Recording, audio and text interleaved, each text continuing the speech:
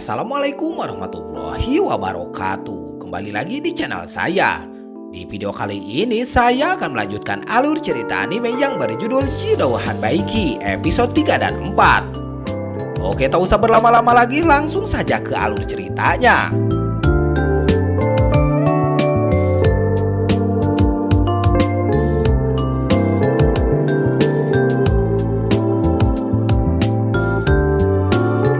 Film dilanjutkan. Setelah berhasil mengalahkan katak iblis raksasa, mereka semua berniat kembali ke desa. Tapi dari kejauhan mereka semua melihat desa yang sudah lumayan hancur karena terkena serangan.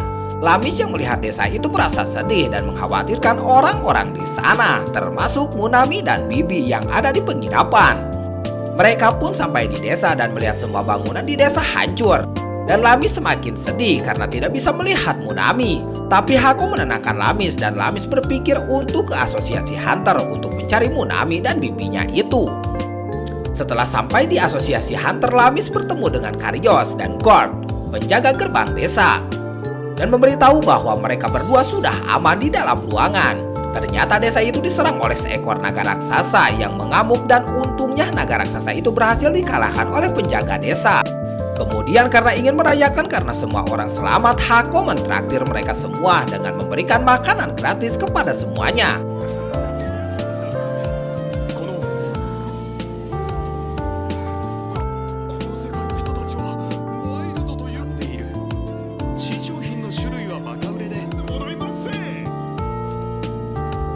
Kemudian setelah serangan itu, kini desa mulai membangun kembali bangunan dan mulai menjaga desa mulai sekarang. Dan juga karena toko makanan yang tidak ada yang buka, jadi para warga membeli makanan di mesin Hako. Singkat cerita, saat Lamis sedang membersihkan puing bangunan penginapan, Lekoril datang dan mentraktir semua orang di situ untuk memberi makanan di Hako. Ternyata Lekoril mendatangi Lamis karena mengajaknya bergabung ke kelompoknya, termasuk Hako. Juga diajak, tapi Lamis dengan mudahnya menolak ajakan tersebut. Kemudian siang harinya ada dua orang datang menghampiri Hako dan ingin melakukan penukaran koin emas dengan koin perak.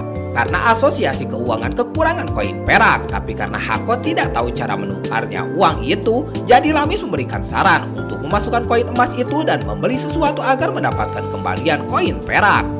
Ternyata cara itu berhasil dan kedua orang itu berhasil mendapatkan koin perak yang diinginkan. Sementara itu orang yang telah berbuat jahat pada Hako melihat Hako memiliki banyak koin dan mulai merencanakan rencana jahatnya. Kemudian ketua beruang datang dan mengundang Lamis dan Hako untuk datang ke asosiasi dan memberikan terima kasih kepada mereka berdua. Ketua beruang itu kemudian meminta bantuan Hako untuk membantunya dan menjelaskan tentang masalahnya.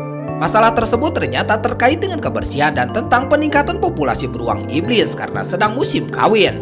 Hako pun kepikiran caranya dengan memberikan pengaman untuk di bagian dan setiap tempat hiburan agar tidak terjadi peningkatan populasi yang pesat.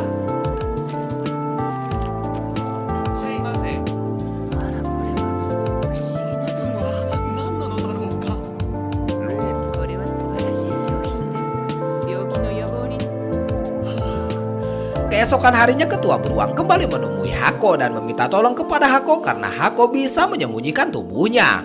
Dan meminta Hako untuk melihat penjahat yang ada di desa dan akan menaruh Hako di depan asosiasi Hunter.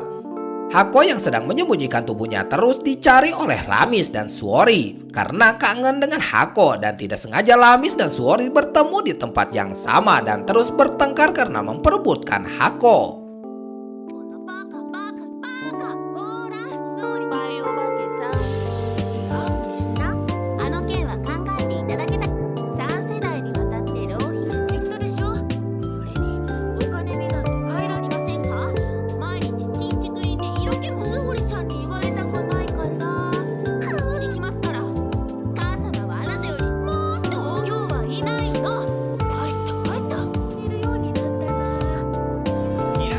Hako yang sedang sendirian di luar dihampiri oleh para penjahat yang ingin membawa Hako dan mengatakan bahwa itu adalah perintah ketua asosiasi.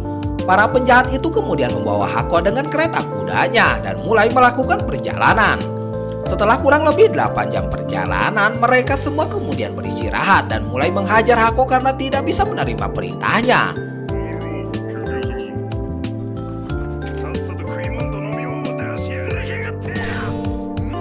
Ternyata orang yang menculik Hako itu adalah penjahat yang pernah ditemui Hako. Karena mereka semua emosi, akhirnya mereka menyerang Hako dengan senjatanya. Tapi karena itu Hako kini bisa meningkatkan pertahanannya dan kini dia tidak mendapatkan damage di setiap serangan. Setelah perjalanannya cukup panjang, akhirnya mereka sampai di tempat. Di tempat itu Hako ditaruh di ruangan yang gelap dan dipertemukan dengan seorang perempuan yang juga sudah diculik oleh para penjahat itu. Ternyata perempuan itu adalah Hulemi yang sering diceritakan oleh Lamis. Hulemi adalah seorang peneliti yang meneliti alat sihir. Hulemi yang melihat Hako mempunyai kesadaran tampak terkejut dan sangat bersemangat. Kemudian Hulemi meneliti Hako dengan memberikan beberapa pertanyaan kepada Hako. Hako kemudian memperlihatkan kemampuannya dengan merubah bentuk dan juga membuat pelindung yang membuat hal itu sangat berkesan bagi Hulemi dan mulai menuliskan penelitiannya. Kemudian tengah malam pada saat Hulemi sedang tidur, tiba-tiba 3 orang dari kelompok jahat itu masuk dan hendak melecehkan Hulemi. Tapi Hako yang melihat mereka bertiga langsung bertindak dan memberikan mereka sebuah buku.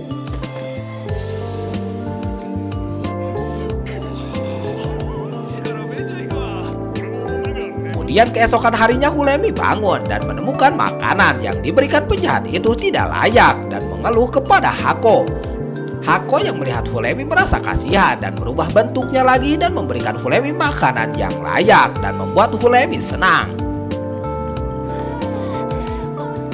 Setelah makan, kemudian ketua dari penjahat itu datang menemui Hulemi dan terus mengancam Hulemi agar cepat untuk mengeluarkan semua uang yang dimiliki Hako. Kemudian Hulemi melanjutkan penelitiannya dan melihat lagi Hako yang berubah bentuk dan memberikan air dan sebuah pakaian dalam untuk digunakan Hulemi. Setelah itu saat mereka sedang bersantai, tiba-tiba ada suara keras yang berasal dari luar dan ternyata itu adalah serangan dari Lamis dan teman-temannya untuk membantu Hako keluar dari penjahat. Tapi karena bangunan yang ditempati Hako dan Hulemi sudah dipasangi bom, pada akhirnya bom itu meledak dan Hako hanya bisa membuat pertahanan dan melindungi Hulemi dari runtuhan bangunan. Pada saat mereka sedang berlindung, mereka melihat koin yang sangat banyak dan mulai memasukkan koin itu ke Hako. Setelah itu Hulemi tidak bisa napas karena di dalam pelindung Hako tidak ada oksigen. Hako kemudian mengeluarkan sebuah alat yang berisi oksigen dan diberikan kepada Hulemi. Kemudian Lamis yang mencari Hako berhasil menemukan Hako dan mencoba mengeluarkan Hako dari reruntuhan. Lamis kemudian menangisi Hako dan tidak akan lagi meninggalkan Hako. Sementara itu ternyata orang yang membantu Lamis untuk menyerang para penjahat itu adalah geng sekelompok orang bodoh yang membantu Lamis tanpa bayaran karena dia melihat Hako yang bisa mewujudkan keinginan mereka yang ada di geng sekelompok orang bodoh itu. Nah, inilah akhir dari episode 3 dan 4. Gimana kelanjutannya? Tunggu di video selanjutnya. Wassalamualaikum warahmatullahi wabarakatuh.